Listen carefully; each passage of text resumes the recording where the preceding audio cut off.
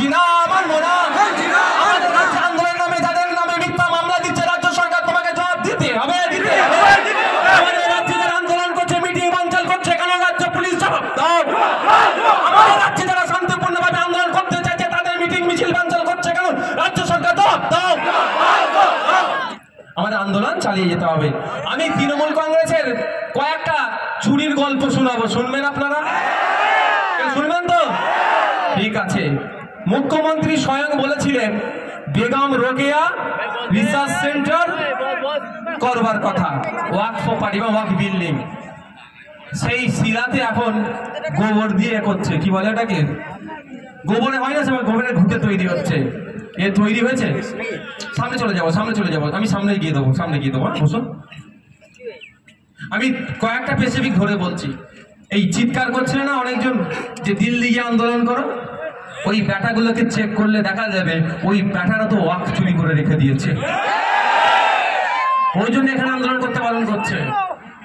আমি নাম বলছি না। ওয়েস্ট মল আছে জানেন, কলকাতার বাক্সার কাছে, তার উল্টো দিকের গলি ধরে ঢুকতে হবে, উল্টো দিকের রাস্তা দিয়ে।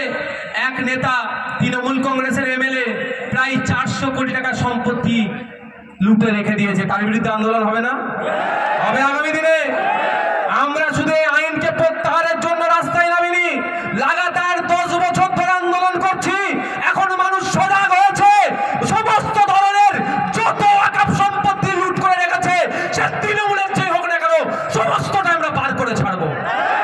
আমরা 10 বছর ধরে আন্দোলন চালাচ্ছি যে ওয়াকফ সম্পত্তি আপনার পার করতে হবে, লুটে রাখা যারা রেখেছে, ইললিগাল ভাবে যারা অকুপায়ার, তাদের হাত থেকে নিতে হবে।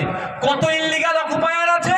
আমি একটা আরটিআই করেছিলাম। আরটিআই এর তথ্য অনুযায়ী 25,287 একর, 25,287 একর। 1 একর সমান 3 বিঘে, প্রায় 75 কি 80 হাজার বিঘা সম্পত্তি এখনো উদ্ধার করতে পারেনি রাজ্য সরকার। এই সম্পত্তিগুলো কারা মেরে খাচ্ছে? এই যারা বলছে দিল্লিতে গিয়ে আন্দোলন করুন, যারা এই মিটিং মিছিলে আসতে বাধা দিচ্ছে, খোঁজ নিয়ে দেখুন এই বেটাগুলো মেরে খাচ্ছে। আমাদের আন্দোলন যেমন কেন্দ্র সরকারের বিরুদ্ধে, এই আইনকে প্রত্যাহার করতে হবে।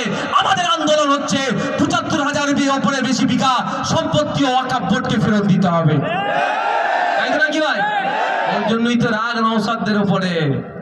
ওরা ভেবেছে শুধু বিজেপি নিয়ে এসছে বিজেপির বিরুদ্ধে। আরে বিজেপির বিরুদ্ধে তো 100 বার বলবো। তুমি যে চুরি করে বসে, তোমাকে ছেড়ে দেবো নাকি? আমি আমার গল্প শোনাচ্ছি নি, আরটিআই আমরাই করিয়েছি আমাদের টিমকে দিয়ে তার তথ্য। আমি কয়েকটা জায়গার কথা বলছি। টিপু সুলতানকে চিনতে কেউ বাকি আছেন নাকি? বিখ্যাত মানুষ, লড়াকু, তার ইতিহাস আমরা জানি না নাকি? যদিও ভুলিয়ে